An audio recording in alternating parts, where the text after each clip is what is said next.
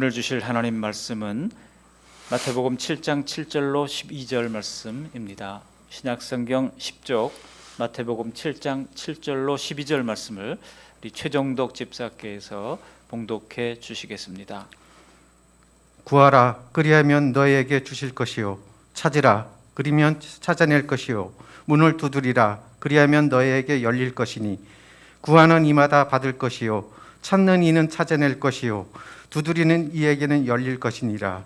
너희 중에 누가 아들이 떡을 달라 하는데 돌을 주며 생선을 달라 하는데 뱀을 줄 사람이 있겠느냐. 너희가 악한 자라도 좋은 것으로 자식에게 줄 줄 알거든 하물며 하늘에 계신 너희 아버지께서 구하는 자에게 좋은 것으로 주시지 않겠느냐. 그러므로 무엇이든지 남에게 대접을 받고자 하는 대로 너희도 남을 대접하라. 이것이 율법이요 선지자니라. 아멘. 감사합니다. 우리 옆 사람 보고 한번 인사하시겠습니다. 한 해 동안 수고하셨습니다. 한번 인사하시겠습니다. 한 해 동안 수고 많으셨습니다. 수고하셨습니다. 고맙습니다. 오늘은 2020년 52주째 마지막 주일 예배입니다. 계속해서 산상수훈 시리즈의 5번째 말씀을 증거하게 되었습니다. 말씀드린 바와 같이 산상수훈은 예수님의 대속을 통해서 세워진 이 지상의 하나님의 나라를 소개하고 있습니다. 지상의 하나님 나라의 출정식에서 주신 규례가 바로 이 산상수훈의 말씀이라고 말씀을 드렸습니다. 그래서 산상수훈을 부분 나누어서 볼 것이 아니라 전체를 하나로 조망해 보면 천국 시민들이 살아가야 할 이제 큰 윤곽이 드러나게 됩니다. 우리가 천국 백성이 된 것은 이름만 그런 것은 결코 아닙니다. 하나님께 속한 무언가가 실제로 우리 영혼에 들어와서 새로운 본성으로 새겨지게 된 것입니다. 우리의 여전히 사라지지 않는 죄성이 있는 것처럼 하나님의 생명인 이 새 마음도 사라지지 않고 우리 마음속에 계속 새겨지게 되는 것입니다. 이제 그동안 살펴보았던 천국 시민의 모습이 점점 우리 가운데 선명해지고 계신가요? 예수님은 오늘 팔복을 처음에 시작을 하실 때 마태복음 5장 1절 이하에서 심령이 가난한 자는 복이 있나니 천국이 그들의 것이며 라고 말씀한 바가 있습니다. 하나님의 복과 은혜를 충만히 누리는 것은 바로 나의 죄성에 대한 이 마음이 가난한 마음, 나의 죄성에 대한 안타까움, 이런 것들로부터 출발된다고 말씀하고 있는 것이죠. 오늘 7장 전반부에 비판에 관한 말씀이 있습니다만 이것은 좀 뛰어넘고 오늘 기도에 관한 교훈을 함께 누리고자 합니다. 오늘 기도에 관한 말씀도 그렇습니다. 혹시 기도라고 하면 나는 기도에 자신 있어 하시는 분들이 있으십니까? 근데 실은 그렇지가 않습니다. 예수님은 이미 앞에 마태복음 6장에서 이 기도의 함정에 대해서 말씀하신 바가 있습니다. 참된 기도와 구제와 금식에 대해서 내 기도를 잘하고 있다고 생각하는 분들, 또 혹은 구제를 열심히 잘하고 있다고 생각하는 분들, 금식을 아주 이제 종교적인 삶을 잘 살고 있다고 생각하는 그런 바리새인들과 서기관들에 대하여 그 구제와 금식과 기도에 잘못된 부분이 무엇인가를 적나라하게 드러내셨습니다. 한마디로 하나님이 아니라 사람을 의식한 기도, 공로주의적인 기도, 인격이신 하나님께가 아니라 막연한 어떤 절대제에 대한 치성을 드리는 듯한 기도, 땅의 의식주에만 치중한 기도, 우리의 기도에는 늘 그런 위험이 도사리고 있다는 말씀이었죠. 중요한 것은 나의 기도가 가난한 자의 기도인가 아닌가, 진실한 기도 생활의 기준이 될 것입니다. 오늘은 이 기도에 대해서 함께 말씀을 나누면서 은혜 나누고자 합니다. 천국의 자녀들에게는요, 세상과 다르게 살아가는 특별한 방법이 있습니다. 세상과 크리스찬들이 다른 이유가 무엇입니까? 그들은 예배합니다. 그리고 두 번째로 그들은 기도합니다. 예배하는 것과 기도하는 것을 빼면 그리스도인이 세상 사람들과 다른 게 무엇이 있겠습니까? 바로 날마다 하나님의 도우심을 늘 기도로 구하며 사는 것이 다르다고 하는 것입니다. 우리가 사람에게 늘 뭔가 도움을 받으면서 사는 것은 구차하게 느껴질 수 있습니다. 그러나 우리가 천국 시민으로 사는 것을 가능하게 하는 유일한 방법이 있다고 그러면 날마다 하나님 앞에 구하는 것입니다. 돈이 없어도 우리가 가오가 없지 않잖아요. 천국 백성이라고 하는 이 영적인 자존감이 있습니다. 그런데 아직도 하나님의 도움을 받는 것, 기도하며 살라고 하는 것을 잘 이해하지 못하는 성도들이 적지 않이 있습니다. 그러나 하나님 나라에서는 반드시 하나님의 도움을 받으며 사는 것이 정해진 규례요 규정인 것입니다. 왜 그렇습니까? 오늘 그 이유를 살펴보면서 기도의 실제를 배우고자 합니다. 그래서 크게 네 가지로 간략하게 요약하면서 말씀을 드리려고 합니다. 먼저 첫 번째 기도의 이유는 바로 우리의 대적들이 있다는 것입니다. 그리고 두 번째 기도의 이유는 바로 우리에게 결핍이 있다는 것입니다. 그리고 기도의 방법은 무엇을 얻는 것보다도 하나님과 대화와 교제에 있다는 것입니다. 그리고 기도의 최종 목표가 사랑입니다. 왜 사랑인지에 대해서 말씀을 드리려고 합니다. 첫 번째로 기도의 이유는 바로 대적자들이 있기 때문이라고 하는 것입니다.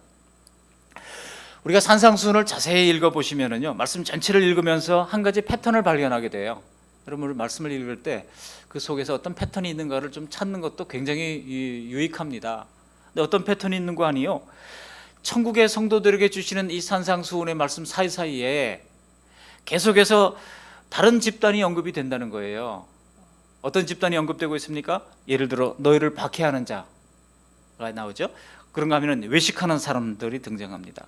그런가 하면은 오늘 보면 바로 앞에 보면 개와 진주를 짓밟은 돼지로 비유된 이런 사람들이 계속 등장하고 있습니다. 이 땅의 나라에는 성도들을 대적하는 악한 세력들이 아주 우리 주변에 가까이 있다는 뜻입니다. 멀리 있는 것이 아닙니다. 아주 가까이 있어요. 우리 교회문 밖에 나서면 여전히 그런 사람들이 어디에 알지도 모르는 상황 속에서 거기에 섞여 있다고 하는 것입니다. 이런 외부의 악한 세력들이 분명히 우리의 주변에 가까이 있습니다. 뿐만 아니라 거기에는 우리 안에서 이 외부 세력에 은밀히 동조하는 내부의 죄성이라고 하는 내부의 대적들도 있습니다. 그러니까 외부의 대적이 있는가 하면 내부의 대적도 있는 것이죠. 이러한 악조건 속에서 우리가 예수님을 따르고 있다는 것이 엄연한 현실인 것입니다. 악한 죄성의 질긴 뿌리에다가 눈에 보이지 않는 외부의 대적들까지 어떻게 우리가 이것들과 싸워서 복스러운 하나님의 나라를 내 안팎에 세워갈 수가 있겠습니까? 그래서 어떻게 싸워야 된다고요? 어떻게 싸워야 된다고요? 기도로 싸우라는 거죠. 그러니까 우리가 기도할 필요가 있다고 하는 것입니다. 이 힘든 싸움을 이기기 위해서는 날마다 하나님 앞에 아우리는 엎드림이 필요한 것입니다. 우리가 기도하지 않고는 사실 새로운 영을 따라 살아야 하는 영적 싸움에서 이길 수가 없습니다. 우리가 기도하지 않는다면 우리는 여전히 매일 육을 따라 살고 있는 겁니다. 정말 기도하지 않고 사셨다고 하면 그냥 밥만 먹고 산 거예요. 그게 하루는 표시가 안 나고 일주일은 표시가 안 날지 모르지만은 이게 1년, 2년, 3년, 4년 지나가게 되면 완전히 다른 삶을 살게 되는 것입니다. 한마디로 기도하지 않고 성령을 따라 행하는 것은 불가능합니다. 그러므로 매일 기도로 하나님의 은혜를 구하며 사는 것이 천국 시민이 살아가는 방법입니다. 주님이 오늘 본문 앞에서 가르쳐주신 기도의 내용을 살펴보더라도요, 여러분 이게 기도하지 않고 이루어질 것이 하나도 없다고 하는 사실을 알게 됩니다. 이름이 거룩히 여김을 받으시오며 그게 기도하지 않고 되겠습니까? 나라가 임하시오며 하나님의 나라가 우리의 삶 가운데 임하는 것이 기도 없이 되겠습니까? 뜻이 하늘에서 이루어지는 것 같이 땅에서도 이루어지이다 그랬는데, 하늘에서 하나님의 뜻이 이루어지는 것처럼 땅에서도 하나님의 뜻이 이루어지는 것이 기도 없이 되겠습니까? 일용할 양식도 마찬가지고 죄 용서하는 것도 마찬가지입니다. 시험에서 보호를 받는 것, 악에서 보호받는 것, 이 모든 것이 기도 없이 되는 것이 하나도 없습니다. 때때로 이런 하나님의 방식에 우리가 의문이 생길 때가 있어요. 왜 하나님은 우리를 강하게 훈련시키셔서 스스로 해나가도록 그렇게 세우지 않고 날마다 하나님을 의존하며 살도록 만들어 주셨냐는 겁니다. 날마다 하나님을 엎드려서 기도하면서 하나님 도와주세요, 제발 좀 도와주세요, 하나님께 엎드려 기도하면서 의존하는 삶을 살도록 하셨는가 하는 것입니다. 그러나 기도든 경건의 능력이든 또 신앙적 지식이든 늘 하나님을 의존해 있지 않는 한 그것은 언제든지 내 안에 죄성에 이용당해 버리게 되는 겁니다. 예를 들어 바리새인들이 그랬잖아요. 그 사람들은 종교적으로 탁월한 사람들 아니었습니까? 그러나 자기들이 갈고 닦은 자랑스러운 종교 실력 때문에 하나님을 섬기려다가 도리어 망한 것 아니겠습니까? 마태복음 23장 25절에 보면 예수님께서 그들을 향하여 이렇게 경고의 말씀을 날리셨습니다. 함께 읽어보시겠습니다. 화 있을진저 외식하는 서기관들과 바리새인들이여, 잔과 대접에 겉은 깨끗이 하되 그 안에는 탐욕과 방탕으로 가득하게 하는도다. 사람이 쌓고자 하는 의라고 하는 것은 마귀에게는 그저 한입거리도 안 되는 겁니다. 인간이 쌓아놓은 것이 얼마나 되겠습니까? 내가 10년, 20년, 30년 신앙생활 잘했다고요? 그러나 마귀가 공격하면은요, 한순간에 넘어지는 겁니다. 그러니까 매 순간 우리가 하나님 앞에 의지하고 하나님께 구할 수밖에 없는 것이 그리스도인의 삶의 특징이라고 하는 것입니다. 사람들이 뉴스를 보면서 어떻게 저렇게 할 수 있을까? 도덕적으로 파산하는 사람들의 모습을 보면 정말 인간이 돼서 어떻게 저럴 수가 있는가? 부모가 자식을, 자식이 부모를 죽이는 그런 모습들을 보면 정말 어떻게 저럴 수가 있는가 싶잖아요. 여러분, 이 땅에서 우리는 하나님을 의존하며 살아갈 수밖에 없는 그런 안팎의 한계에 갇혀 있는 사람들입니다. 외부의 대적들이 있는가 하면 내부의 죄성이 우리를 어느 순간에도 우리를 그렇게 넘어지게 만들 수가 있다는 것입니다. 별 큰일이 없고 그냥 하루의 일상대로 움직이는 생활 같아도 기도하지 않는 하루는 저절로 평화가 깨지는 거예요. 저절로 버럭 소리가 지르게 되는 거고 저절로 관계가 깨지게 되는 겁니다. 베드로전서 4장 말씀이 우리에게 경각심을 고조시켜 주는 겁니다. 우리 같이 한번 읽어보실까요? 베드로전서 4장 7절입니다. 시작. 만물의 마지막에 가까웠으니 그러므로 너희는 정신을 차리고 근신하여 기도하라. 정신을 차리고 근신하여 기도하라고 그랬습니다. 한 해를 마무리하는 지금 그것이 교회에서의 기도의 자리든 혹은 나의 골방이든 다시금 복된 기도의 자리를 되찾으시는 저와 여러분들이 다 되시기를 주님의 이름으로 축복합니다. 기도의 이유는 이처럼 안팎의 대적들이 있기 때문입니다. 두 번째 기도의 이유는 무엇입니까? 바로 결핍이 있기 때문이라고 하는 것입니다. 무엇이든 기도를 통해서 우리에게 주신다고 하는 것은 바로 이 땅의 결핍을 성경은 기정사실화하고 있기 때문입니다. 왜 결핍이 왔습니까? 처음에 하나님이 창조하신 에덴 동산에는요, 부족한 것이 없는 모든 것이 풍족한 상태였어요. 근데 죄가 들어오니까 결핍이 찾아오기 시작했습니다. 그 결핍 때문에 하나님께서는 그냥 주시지 않고 기도할 때 주신다고 약속하고 있는 겁니다. 오늘 본문의 내용이 그거 아니겠습니까? 그래서 구하라, 두드리라, 구하라, 찾으라, 두드리라. 그죠? 구하라 그리하면, 오늘 말씀의 제목이 그런데요. 구하라 그리하면 주실 것이요, 찾으라 그러면 찾아질 것이요, 두드리라 그러면 열릴 것이라고 말씀하고 있지 않습니까? 우리 인생은 쉴 새 없이 구하고 찾고 두드리는 연속이라고 할 수 있습니다. 아마 지난 한 주간도 우리 모두가 우리의 삶 가운데 계속 뭔가를 구하고 뭔가를 찾고 뭔가를 두드리다가 오셨을 겁니다. 왜 그렇습니까? 바로 결핍이 있기 때문입니다. 타락한 이후에 인생의 터전은 모두가 부족하고 결핍이 만연한 상태가 되어버렸습니다. 그러므로 그 누구도 부족함 없이 완벽하게 만족하다고 하는 사람은 별로 찾지를 못합니다. 부자들도 마찬가지입니다. 부자들은요, 더 큰 결핍이 있습니다. 우리 서민들은 그저 빚이 있어도 얼마 안 돼요. 그러나 부자들은요, 이 빚 덩어리가 덩치 자체가 다른 거예요. 그러니까 더 큰 재물에 대한 갈증을 그들이 가지고 있는 것입니다. 재물뿐만 아니죠. 영적인 결핍 혹은 정신적인 결핍, 육체적인 결핍, 온갖 종류의 결핍 속에서 우리는 살아갑니다. 많은 사람들이 사람에게 상처받고 사랑에 배신당하고 나면은요, 아무도 나를 받아주지 않고 정말 이 세상에 너무나 외롭구나, 세상에 홀로 나밖에 없다고 하는 사실을 알게 됩니다. 더구나 여러분, 의존했던 가족들에게, 의지했던 가족들에게서 그런 것을 느끼면은요, 마음에 휑하니 찬바람이 불고 지나가는 겁니다. 대체 누굴 믿고 살아야 하나? 우리 성도님들 자녀들 가운데도 이제 해외에서 공부하는 자녀들이 있습니다만, 제가 어떤 그 프로그램을 보니까요, 해외에서 그 유학생으로 지냈던 사람들의 이야기가 나오더라고요. 그 어린 학생이 너무나 이 동양인, 아시아인 사람의 왕따를 당하다 보니까 밤에 잠을 자면서 아침에 일어나기 싫더라는 거예요. 그러면서 밤에 잠을 자면서 들었던 생각이, 내일 아침이 안 왔으면, 이렇게 학교 가기 싫으니까, 학교 가면 저 백인 친구들이 나를 어떻게 왕따할까, 또 두려우니까 아침이 안 왔으면, 그런 마음을 품고 잠을 잔다는 겁니다. 어린 학생들이 내일이 오지 말았으면 좋겠다고 아침을 두려움으로 맞는다고 하면 그 외로움과 그 고통이 얼마나 컸겠습니까?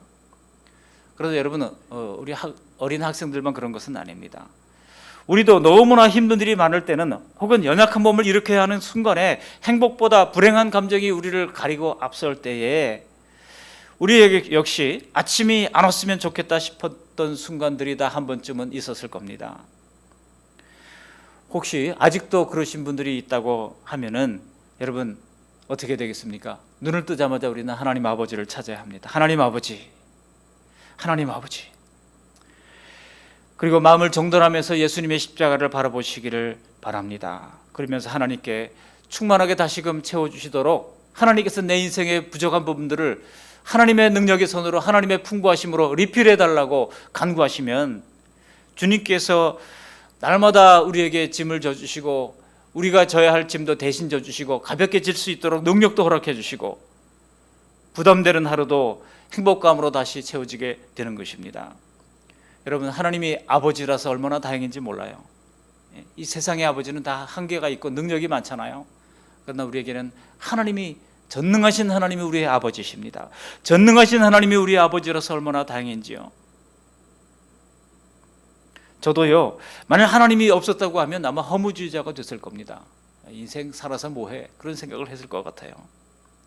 하나님만이 어떤 종류의 결핍이든 만족하게 우리 인생에 채워주실 수 있는 줄 믿으시기 바랍니다. 오늘 본문의 말씀도 그 기도 중심에는 바로 하나님의 아버지 되심이 있음을 주님께서 강조하는 거예요. 그래서 구하라, 찾으라, 두드리라 말씀하신 다음에 뭐를 말씀하고 있습니까? 9절로 11절 보시면 아버지의 비유를 들고 있잖아요. 악한 아버지, 하늘 아버지를 비유를 들고 있잖아요. 우리 9절로 11절 말씀을 함께 읽어보십니다. 너희 중에 누가 아들이 떡을 달라 하는데 돌을 주며 생선을 달라 하는데 뱀을 줄 사람이 있겠느냐? 너희가 악한 자라도 좋은 것으로 자식에게 줄 줄 알거든 하물며 하늘에 계신 너희 아버지께서 구하는 자에게 좋은 것으로 주시지 않겠느냐? 정말 우리 예수님이 쓰신 기가 막힌 비유의 말씀입니다. 악한 인간도 자기 자식은 애지중지 키우는데 하물며 하나님 아버지께서 우리를 어떻게 키우시겠냐는 거예요. 여러분 기억하시기 바랍니다. 우리는 기댈 것 없는 그런 외로운 처지가 아닙니다. 전능하신 하나님이 영원히 내 아버지가 되심을 믿으시기를 바랍니다. 사실 우리는 그 사랑을 이해하기가 힘듭니다. 다 이해할 수도 없습니다. 천사보다 못하게 지은 우리를 하나님은 왜 그렇게 사랑하시고 우리의 필요에 열정적으로 응답해 주시는지 우리는 다 이해할 수 없습니다. 왜 그럴까요? 제가 생각해 보니까요, 하나님이 우리를 그렇게 사랑하시는 것은, 죄인된 우리를 그렇게 사랑하시는 것은 바로 아들이신 예수 그리스도를 통하여 우리를 보시기 때문입니다. 만약 예수 그리스도라고 하는 그런 필터가 없다고 그러면 우리는 벌써 12쪽이 나도 12쪽이 났을 죄인들입니다.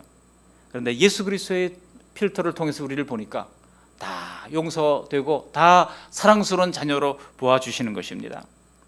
여러분 예수님이 나사로의 무덤 앞에서 하늘을 우러러 보시면서 뭐라고 말씀하는지 아십니까? 요한복음 11장 41절 이하에 보면 이렇게 기록되어 있어요. 돌을 옮겨 놓으니 예수께서 눈을 들어 우러러 보시고 이르시되 아버지여 내 말을 들으신 것을 감사하나이다. 항상 내 말을 들으시는 줄을 내가 알았나이다. 거기까지 보시면 아버지여 내 말을 들으시는 것을 감사합니다. 항상 내 말을 들으시는 것을 믿습니다라고 이야기하고 있습니다. 아버지께서 항상 예수님의 말을 들으셨듯이 예수님을 따르는 우리의 말도 하늘 아버지께서 들으시는 줄 믿습니다. 하나님은 우리를 예수님의 공로 때문에 마지못해 용납하시는 분이 아니에요. 하나님은 우리를 죄의 때를 벗기시고 날마다 죄를 제거하시고 예수님처럼 흠없이 만드시려고 날마다 우리와 밀당하시면서 우리를 가꾸어 주시는 겁니다. 이런 하나님의 사랑은 기도를 통해서 경험적으로 더 깊이 알아지게 되는 겁니다. 그러므로 기도하지 않는 상태로는 인격이신 하나님을 알아간다고 하는 것은 불가능합니다. 하나님에 대해서 아는 것과 하나님을 하나님 아버지로 아는 것과는 다르죠.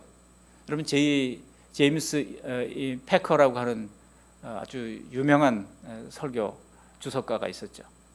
대단한 학자입니다. 제임스 패커. 저는 이 제임스 패커 아저씨를 싱가포르에서 공부하는 동안 함께 만나서 같이 식사도 했던 적이 있어요. 근데 이 제임스 패커가 지금은 돌아가셨습니다만 아주 유명한 책을 하나 썼습니다. Knowing God, 하나님을 아는 지식이라고 하는 책으로 번역됐죠. 그 노인갓에서 이야기하는 것이 있습니다. 하나님에 대해서 아는 것과 하나님을 아는 것은 다르다는 거예요. 하나님에 대해서 신학적 지식을 가지고 성경적 어떤 책을 가지고 논리적으로 이성적으로 하나님에 대해서 하나님은 어떤 분이신가를 아는 것하고 우리가 하나님을 기도를 통해서 알아가는 것하고는 완전히 다르다고 말씀하고 있습니다. 그러니까 우리는 하나님에 대해서 하는 것보다 하나님을 경험적으로 사귐으로 아는 것이 필요합니다. 요한일서 4장 16절은 이렇게 얘기합니다. 하나님이 우리를 사랑하시는 사랑을 우리가 알고 믿었노니, 알고 믿었다, 하나님에 대해서 알고 믿었다는 뜻이 아니에요. 하나님을 경험적으로 사귐을 통해서 알고 믿었다는 뜻입니다. 그렇게 알고 믿었더니 하나님은 누구라고요? 하나님은 사랑이심을 알게 됐다는 겁니다. 마태복음 6장 8절에도 이렇게 말씀합니다. 우리 같이 읽어보시겠습니다. 6장 8절. 그러므로 그들을 본받지 말라. 구하기 전에 너에게 있어야 할 것을 하나님 너희 아버지께서 아시느니라. 하나님은 우리의 기도하기 전에 우리 모든 기도의 내용들을 아셔요. 그러나 그럼에도 불구하고 기도하기를 원하십니다. 우리도 하나님의 사랑을 알고 믿고 있는 것이고 하나님도 우리의 필요를 다 알고 계십니다. 서로 압니다. 사귐을 통해서 알아갑니다. 그런데 여러분, 이런 말씀을 우리가 기록을 해놓고 이것을 연구하려고 하면은요, 이것은 여전히 하나님은 초월해 계시는 하나님일 뿐입니다. 그러나 오늘 주시는 말씀들을 근거로 매일매일 하나님 앞에 나아가 우리의 모든 부족함과 결핍을 하나님 앞에 아뢰게 될 때에 우리는 날마다 하나님의 아버지 되심을 맛보아 알게 되는 것입니다.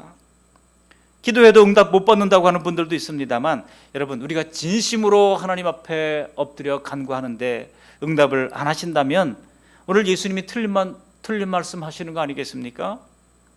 그러실 리는 없잖아요. 다만 하나님은 응답하셨지만 내가 원하는 대로 이루어지지 않았다고, 응답받지 못했다고 말할 수는 없는 겁니다. 하나님 응답하시되 때로는 노라고 응답하시는 거예요. 아이들이요, 식칼 달라고 부모한테 그러면 주겠습니까? 너는 아직 안 돼. 잘못하면 다쳐. 지금 너가 달라고 주는 것은 아직 때가 아니야. 기다리라고 말합니다. 기다리라고 하는 것도 하나님의 응답이고 노라고 하는 것도 하나님의 응답이고요. 지금 주시는 것도 하나님의 응답인 것입니다. 하나님은 가장 좋은 때 가장 좋은 곳으로 우리에게 허락해 주시는 것입니다. 오늘 본문에도 잘 보십시오. 구하면 구한 대로 주신다고 말씀하지는 않았습니다. 다만 좋은 곳으로 주신다고 말씀하십니다. 우리는 주님의 말씀을 믿고 기도했고 그동안 좋은 곳으로 지금까지 응답을 받으면서 52주를 살아왔던 줄로 믿습니다. 우리의 믿음은 매번 무슨 이변이 속출하는 기적의 연속이 아닙니다. 하루하루의 일상이 복됨으로 이 하나님의 응답이 우리에게 주어지는 것입니다.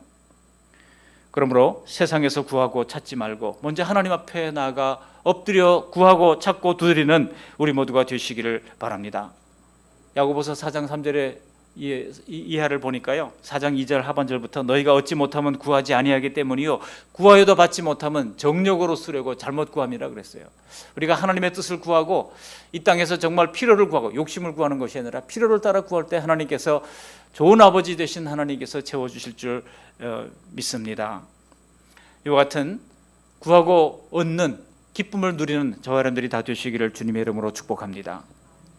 세 번째로 이 기도의 방법에 대해서 말씀을 나누려고 합니다. 그렇다면 기도의 실제적인 문제로 기도가 잘 되지 않고 지속적으로 하기 힘든 이유가 무엇입니까? 저도요, 기도를 어떻게 하면 바르게 잘할 수 있을까 여전히 고민하고 있어요.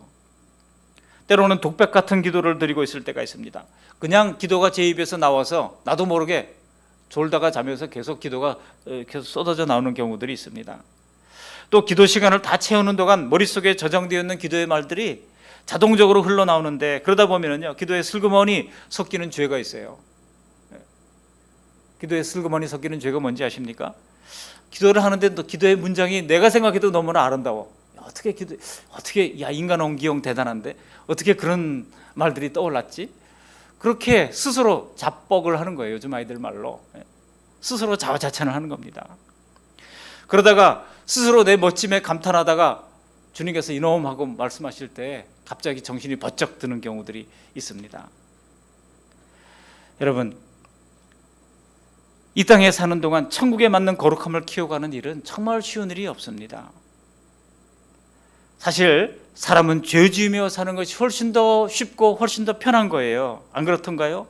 설령 그 결과로 상당한 고통을 맛본다 할지라도 사람들은 손쉽게 죄를 짓는 일을 택합니다.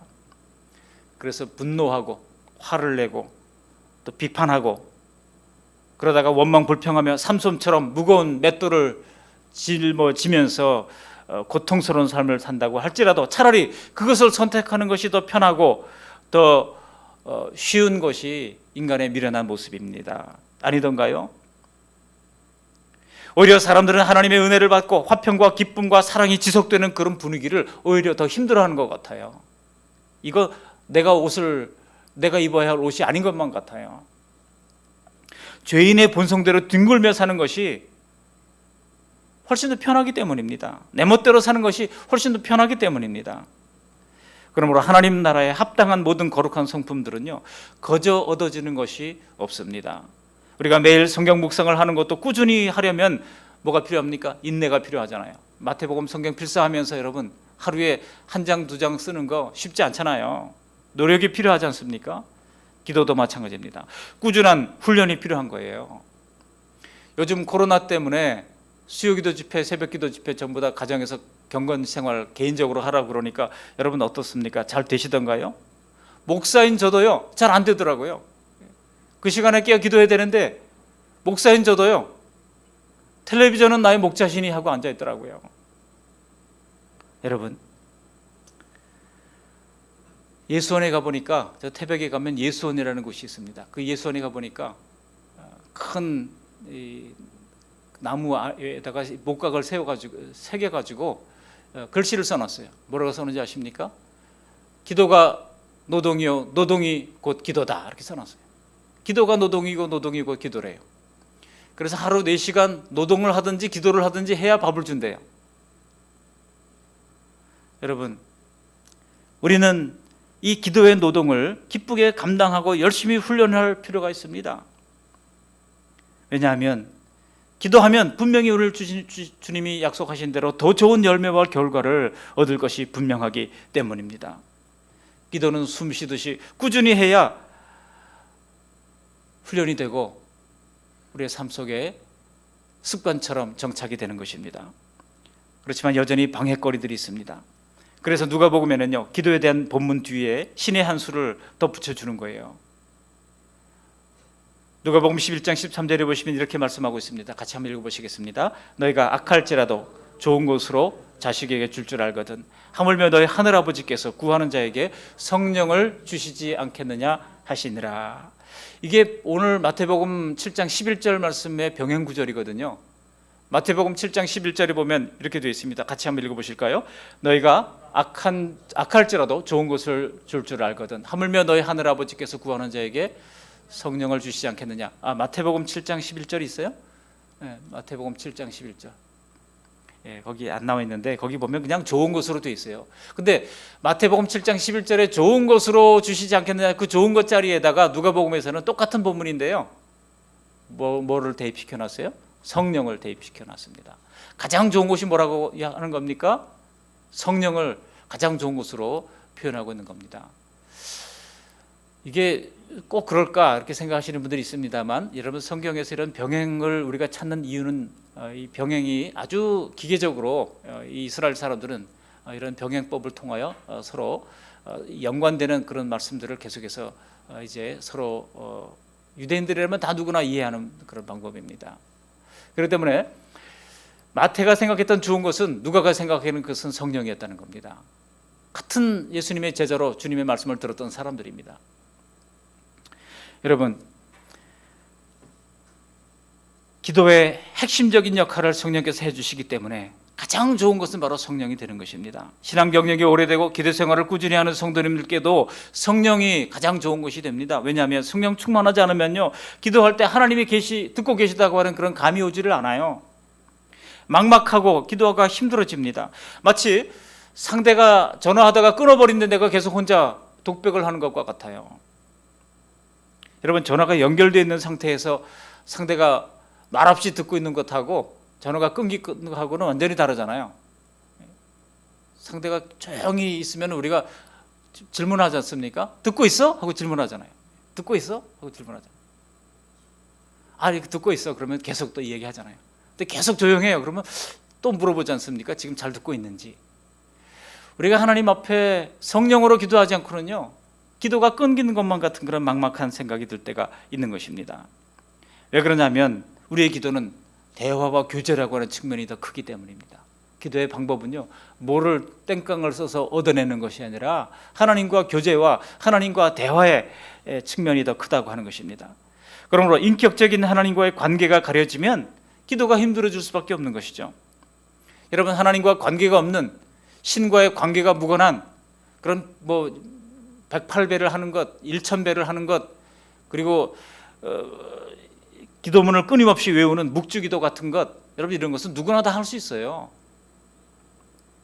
우리가 기도할 때는 항상 성령님이 새 마음을 충만하게 하셔서 하나님과 인격적으로 접속되도록 우리가 기도해야 할 필요가 있습니다. 성령께서 우리를 하나님의 보좌 앞으로 데려가시면 그때는 무엇이든 진실하게 말씀드리게 되는 겁니다. 에베소서 6장 18절에서 그렇게 말씀하고 있어요. 우리 같이 한번 읽어보시겠습니다. 모든 기도와 간구를 하되 항상 성령 안에서 기도하고 이를 위하여 깨어 구하기를 항상 힘쓰며 여러 성도를 위하여 구하라. 누구 안에서 기도하라고요? 성령 안에서 기도하고 그랬습니다. 성령 안에서 기도하고.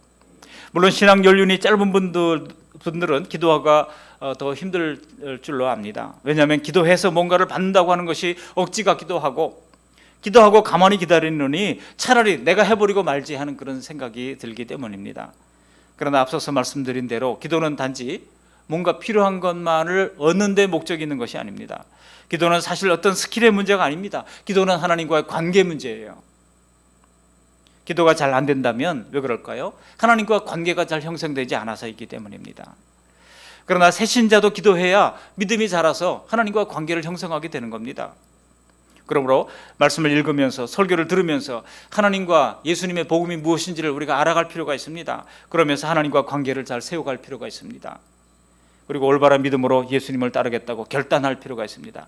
그 과정에서 성령님의 역할이 절대적이기 때문에 우리는 항상 성령님을 따라서 구해야 됩니다. 항상 성령 안에서 기도하고, 성령께서 내 인격에 오신 것과 안 오신 것의 차이는 마치 조화와 생화의 차이라고 할 수 있어요. 생명이 있느냐 없느냐의 차이예요.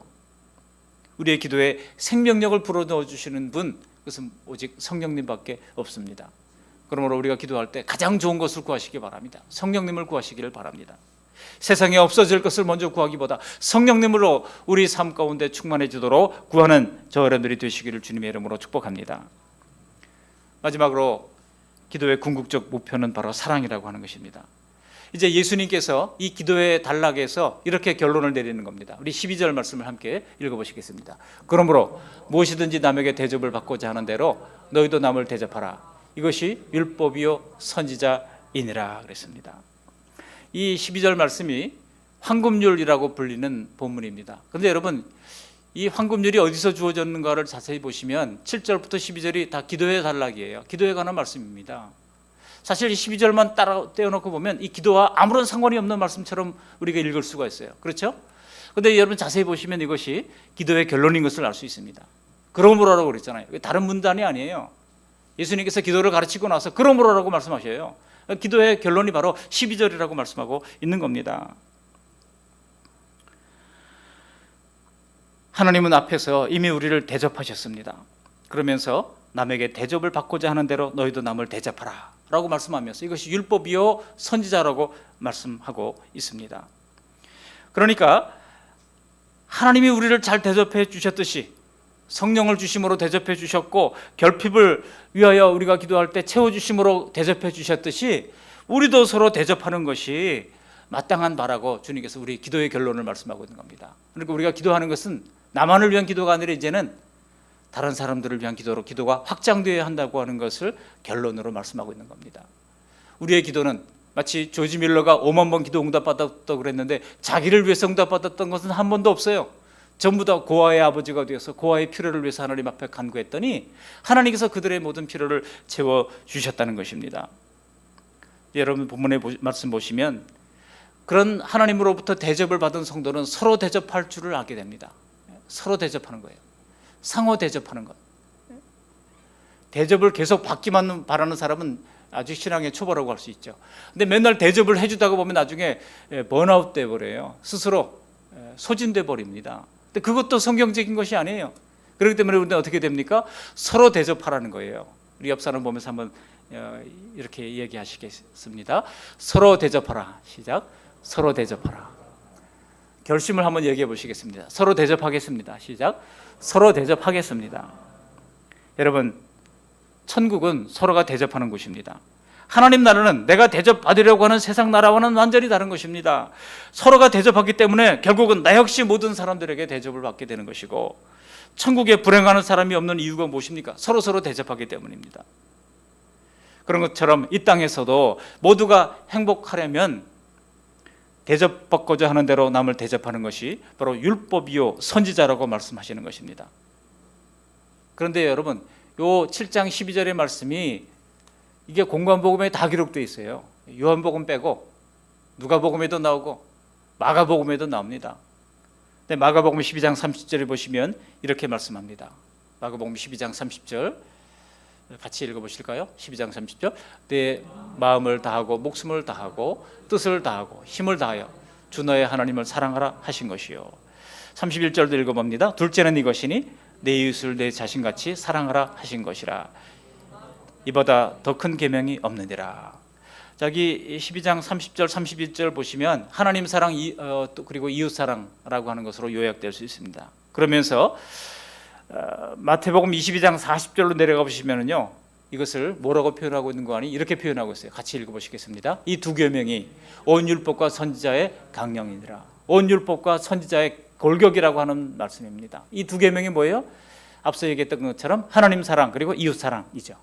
하나님 사랑, 이웃 사랑하는 것이 율법과 선지자라고 말씀하고 있는 겁니다. 여러분 어때요? 오늘 본문으로 다시 넘어와서 보면 오늘 본문 12절에 뭐라고 말씀하고 있습니까? 서로 대접하는 것이 율법이요 선지자라고 말씀하고 있잖아요. 똑같잖아요.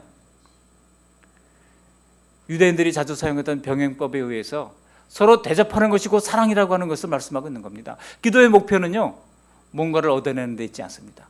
기도의 목표는 서로 대접하는 사랑이 있다는 겁니다. 그 사랑을 구체적으로 표현한 것이 바로 서로 대접하는 것이라고 아주 알아듣기 쉽게 우리 예수님께서 말씀해 주신 거예요. 사랑 그러면 너무나 큰 주제잖아요.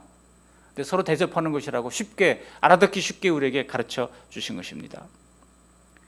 산상수훈에서 선언된 천국에 사랑이 없다면 여러분 어디가 천국이겠습니까? 주님께서 기도를 가르쳐 주실 때는요, 우리에게 세상을 살아갈 어떤 처세술을 가르쳐 주신 것이 아닙니다. 구체적으로 대접하라고 하는 말씀을 통해서 우리는 사랑을 실천할 수가 있는 것이고, 그것이 바로 우리 기도의 목표가 되어야 한다는 것입니다. 여러분 기도할 때 사랑을 위해서 구하시기를 바랍니다. 교회가 기도해야 되는 것도 이웃을 더 사랑하기 위해서 기도해야 하는 것입니다. 말씀을 정리합니다. 기도하지 않으면 이제까지 살펴보았던 산상수훈의 천국 시민답게 살지를 못할 것입니다. 기도하지 않으면 팔복의 마음은 우리의 죄성 아래로 가라앉아서 힘을 잃어버리고 말 겁니다. 숨과 빛의 역할을 감당하기는커녕 사람들에게 밟힐 뿐이 될 것입니다.